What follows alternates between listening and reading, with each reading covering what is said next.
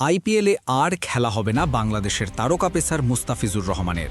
৯.২ কোটি টাকায় কেনা প্লেয়ারকে কেকেআর থেকে সোজা বাদ দেওয়ার নির্দেশ দিল বিসিসিআই।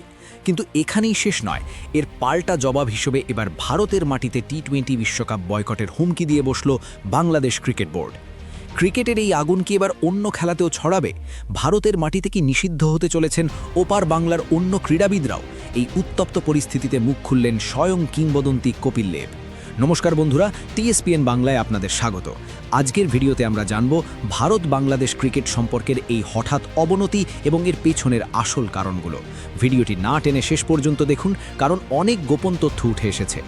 এবারের আইপিএল নিলামের রেকর্ড ৯.২ কোটি টাকা খরচ করে বাংলাদেশের অন্যতম সেরা পেসার মুস্তাফিজুর রহমানকে দলে নিয়েছিল কলকাতা নাইট রাইডার্স।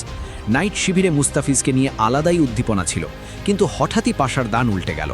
সরাসরি বিসিসিআই এর নির্দেশে কেকেআর ম্যানেজমেন্ট জানিয়ে দিয়েছে মুস্তাফিজুরকে আর স্কোয়াডে রাখা সম্ভব নয়, তাকে বাদ দেওয়ার সিদ্ধান্ত পাকা।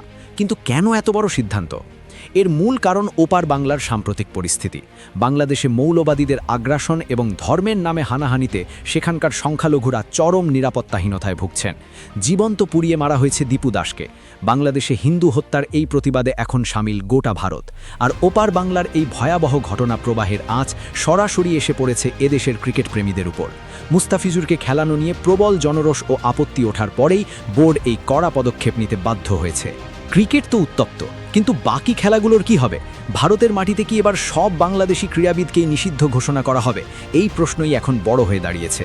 আর এই নিয়েই মুখ খুলেছেন ভারতের বিশ্বকাপ জয়ী অধিনায়ক কপিল দেব। আপনারা অনেকেই জানেন, কপিল দেব এখন শুধু ক্রিকেটের সঙ্গে যুক্ত নন, তিনি বর্তমানে ভারতে পেশাদার গল্ফ ট্যুরের সংস্থা বা পিজিটিআই এর প্রধান। সামনেই ভারতে একটি বড় গল্ফ টুর্নামেন্ট হওয়ার কথা, যেখানে আসার কথা ৩ জন বাংলাদেশি গলফারের। এনারা হলেন জামাল হোসেন, মোহাম্মদ সিদ্দিকুর রহমান ও মোহাম্মদ আকবর হোসেন।